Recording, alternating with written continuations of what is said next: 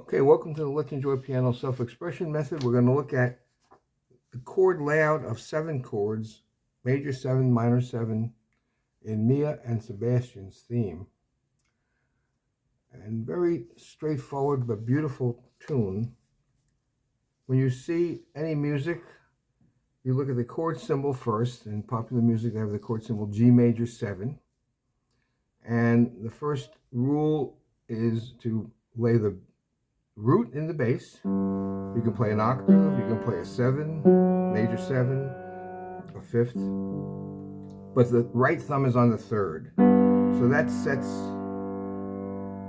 the stage for a G, some kind of G chord. Here's the 5th, and here's the major 7.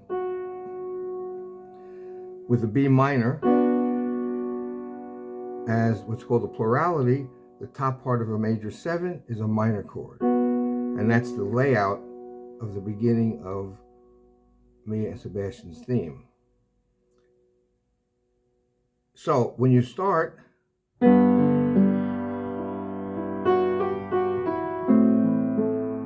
goes into A minor, and there's A and C. And you can play a 7 here. I'm playing an octave, it could be a 7, that makes it A minor 7.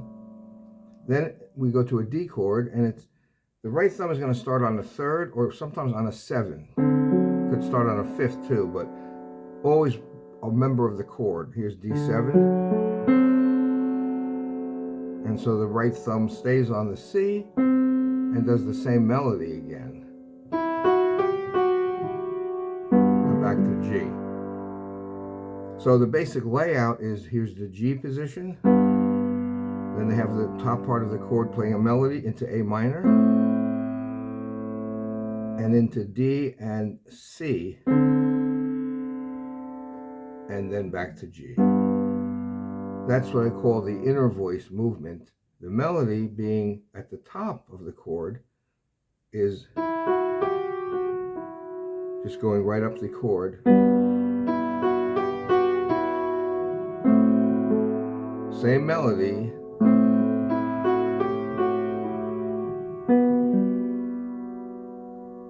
Okay, so the bottom line is when you have the notes moving at the bottom and the melody staying the same, it's called oblique motion. It's a nice compositional tool. And now when they go to the D, they're starting off the 7, the same melody.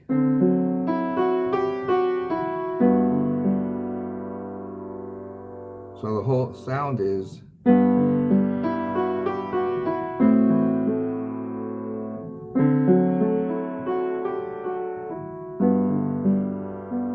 beautiful layout. The top part is playing the melody. The inner voices are playing the root here. I mean the 3rd here and the root in the bass. So you can see the G chord right here in the middle, but it starts on the 6th when it goes up. But you're in a B minor position or in a first inversion G position. You're in some position where you can catch the melody notes from here to here. And if you look at the sheet music, the lowest note is B and the highest note in the measure is G. So between B and G, you have a G first inversion chord or a B minor. That's a position. But you're not playing all the notes in the chord. You're getting in position so that you can catch all the notes in whatever order. There's all the notes that we need.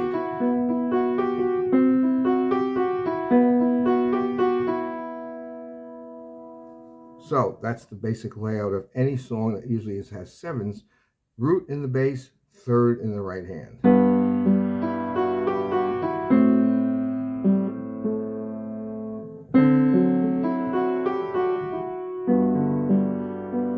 Now, even though if you're a beginner or even intermediate, this is a very straightforward song, but what makes it come alive is the expression. And the expression is what they use is the term rubato, which rubato was invented by Chopin years ago, and now it could be called schmaltz or a ebb and a flow. So you don't want to play everything mechanical, like everything is like a march. This is not played.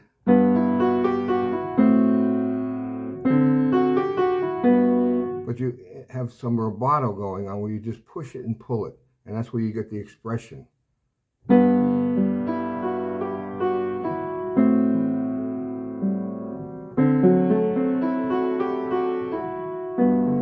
little push and a pull so that you accelerate a little and then come back to the regular. You're not altering the tempo, you're just moving within the chord, within the measure. And let's say, then we go up to the second part, which is some acceleration here. They go up, they use octave displacement as an arrangement tool, do the same thing but up an octave. So there's B, and then you can roll the left hand too.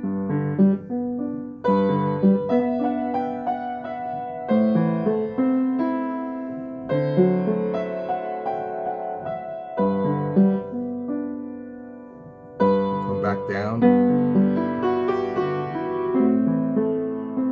A little change. It's the top of the D chord.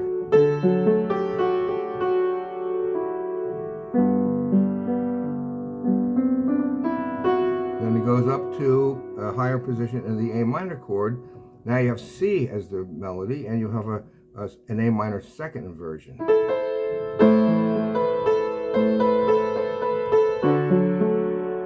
And you have the same idea of the top part melody, 5-4-3, 5-4-3, or 5-4-3, 4-3-2. But the top part is playing the melody. Where are we?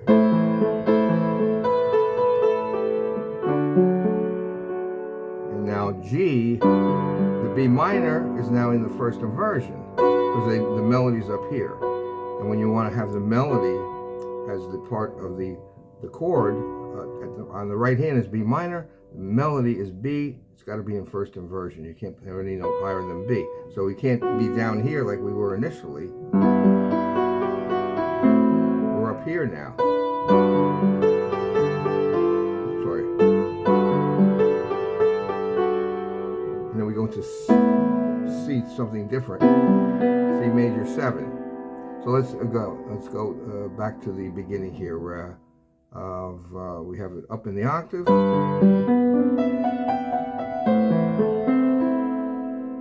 And then we have a little transition going up.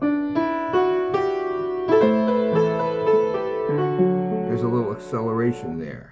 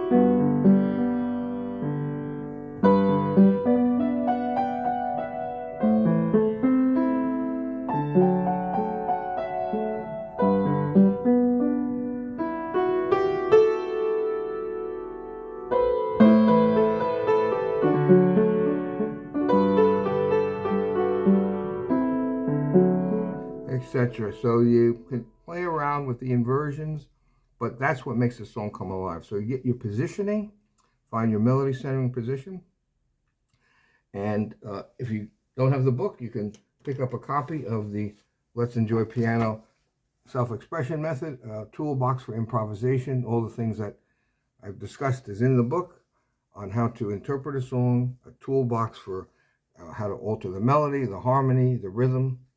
And it's on the website, let'senjoypiano.com. If you like some online lessons if you have the book, you want some online lessons, email me at let'senjoypiano.com, and we can go from there, get you a jump start, look at some of the tutorials, like the one I'm just putting down now, and subscribe to the channel, and hopefully it'll help you out when you get some more insight into what's going on in the basic fundamentals of music and improvisation, which is you can put your own stamp on how you interpret things.